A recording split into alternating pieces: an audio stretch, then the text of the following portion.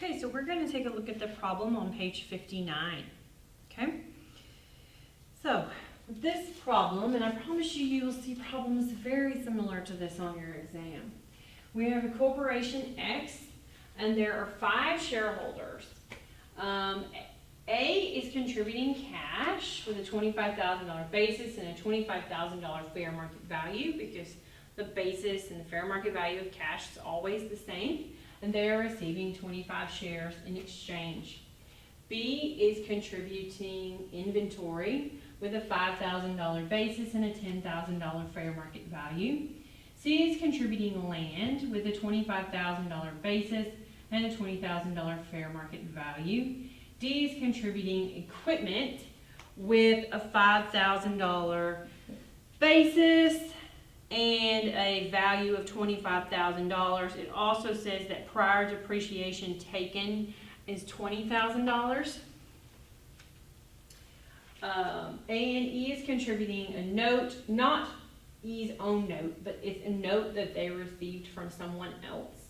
So they're contributing a promissory note from someone else, which has a basis of $5,000 and a face value or a fair market value of $20,000. So the question we have here is, all right, is this going to be a good 351 transaction? It's always the first question you want to ask. Well, are A, B, and C, and D, and E all contributing good property? Yes, all property, no services here. Are they all receiving shares? Yes. Are they going to have control? Yes. They are going to have 100% of whatever is out there. Okay, so yes, 351 met. Great. Now let's talk about the tax consequences to the different parties. So let's talk about A first. Okay? So A is going to have, A is the easy one, right? 0K gain realized or recognized. So honestly, does A care whether we have a 351 transaction? No. A's only contributing cash. They don't have any gain realized anyway, okay? What is going to be A's basis in the shares? It is going to be $25,000. What is going to be A's holding period? It's not going to be taxed, basically, okay? Because they're really just contributing cash. So the holding period of their shares is going to begin on the date that they receive the shares, basically. What is going to be, I'll put over here. What is going to be the corporation's basis in the cash? Well, $25,000. All right. Now let's talk about B. B is contributing inventory with a basis of $5,000 and a fair market value of $10,000. Make sure, actually, I may have.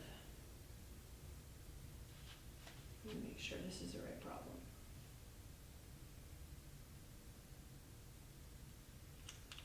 And some of them, they receive different kinds of shares, but no, this one is just all same kind of shares. Okay, what about B? So B is going to have $5,000 of gain realized. How much gain recognized? 0, right? 0 gain recognized because of code section 351. The basis in their shares is going to be a transferred basis of $5,000, and they're going to have a non-taxed holding period because they are contributing ordinary income property or inventory. What about the corp's basis in the inventory? It's going to be $5,000. And the corporation, I mean, technically they're going to have a taxed basis or carryover holding period. I'm sorry, they're going to have a taxed holding period in the inventory, but it really doesn't matter for the corporation because they have the actual assets. So an inventory is always going to be ordinary income. It doesn't matter, basically, how long inventory has been held. It's still ordinary income. Okay, and then what about for C? So C is contributing land. Now let's look at C. So C has a basis in the land of $25,000 and a fair market value of $20,000. So C has a $5,000 loss realized. How much loss recognized? 0. What's going to be the basis? They have a transferred basis, so it's going to be $25,000. And they're going to have a taxed holding period, right? Because it's land. And it says, I don't know how long it's been held, but it doesn't matter. They are going to have a taxed holding period for this capital property. Now, what's going to be the corporation's basis in the land? Well, now we're concerned with 362E because we have C is contributing a net built-in loss. They're only contributing one property here, but the basis of $25,000 is greater than the fair market value. So that means we have a built-in loss with this property. So the corporation's basis is going to be limited to the fair market value of $20,000. The corporation, again, their holding period is just going to carry over with the piece of property. Okay, what about D? So D is contributing equipment with a $5,000 basis and a $25,000 fair market value. So we're going to have $20,000 of gain realized, and again, 0 of gain recognized. We're going to have a basis in shares of $5,000. And as far as the holding period, it is going to be taxed because the equipment is a 1231 property.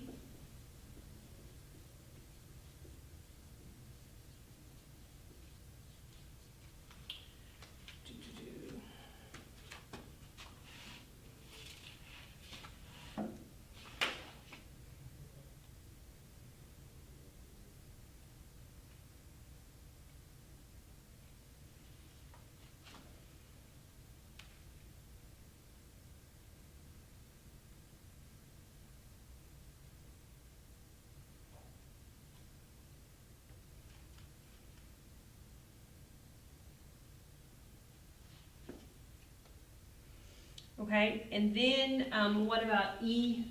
So E has a note, not his note, it's a note from somebody else, and he is going to have $18,000 of gain realized, 0 of gain recognized, and a $2,000 basis in shares. So the question is it going to be taxed or not? It is going to be taxed depending upon what the I think it says, let's see, I can never remember the answer to this. It says E will take a tax holding period in the stock, assuming that the note is treated as a capital or 1231 asset. So if the note is treated as a capital or 1231 asset, which it probably is, then he's going to have a tax holding period.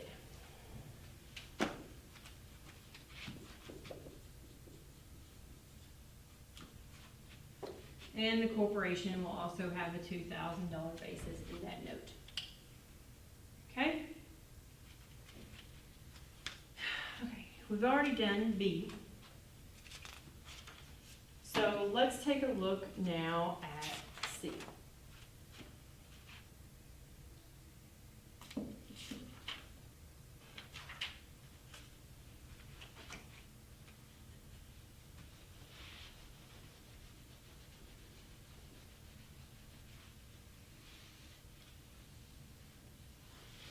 So with C, we're assuming that everything else is the same, with the exception that instead of C contributing one piece of property with a fair market value of a basis of 25 and a fair market value of 20, they are actually contributing 2 properties. So we're assuming parcel 1 has a basis of 15,000.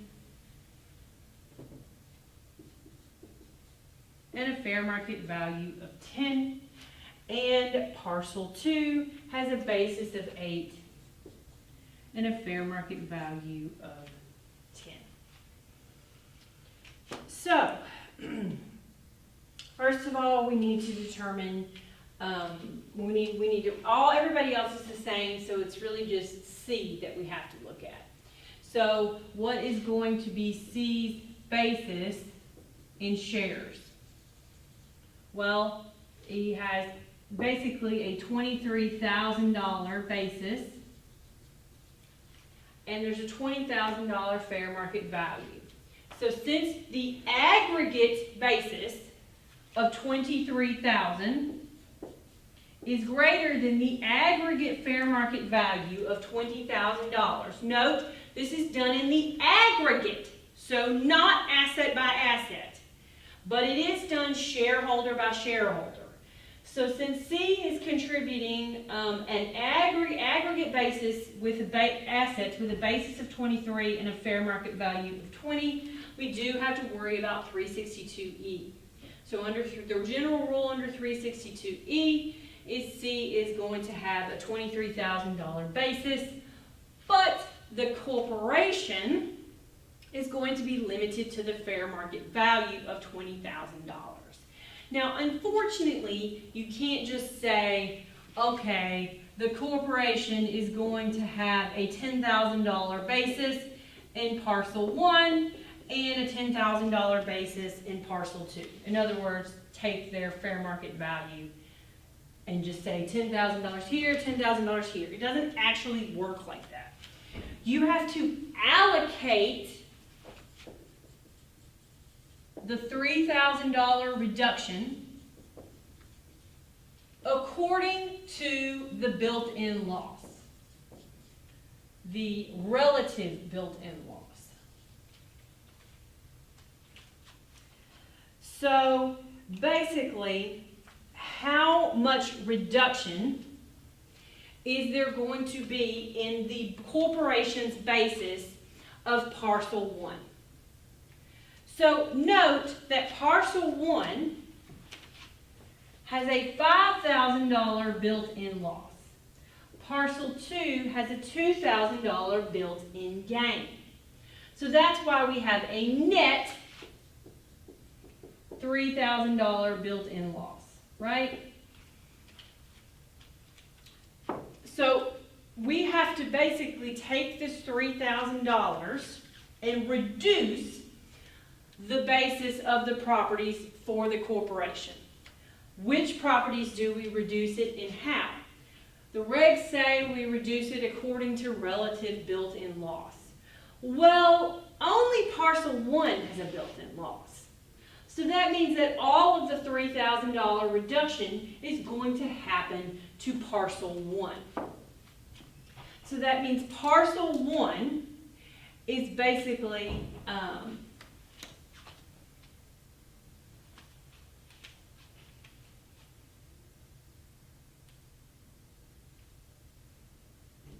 parcel 1's basis is going to be $15,000 minus 3, which equals $12,000, and parcel 2's basis of $8,000 is going to remain the same, which gives us a net total basis to the corporation of $20,000, which is what we have to go on.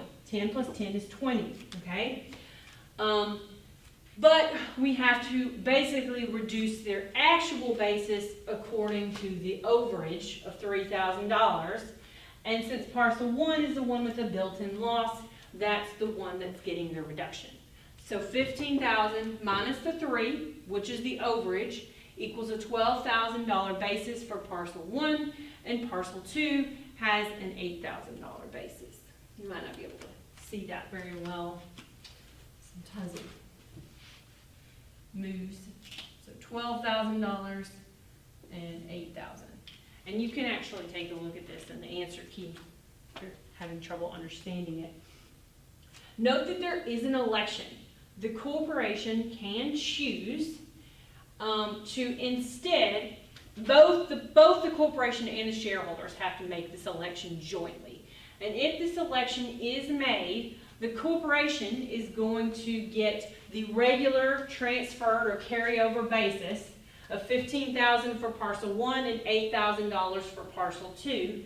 And the shareholder is going to receive a $20,000 basis in her shares. So they can essentially flip it. Okay. So that is that question. I'm going to hit stop and then we will go ahead and continue talk about boot.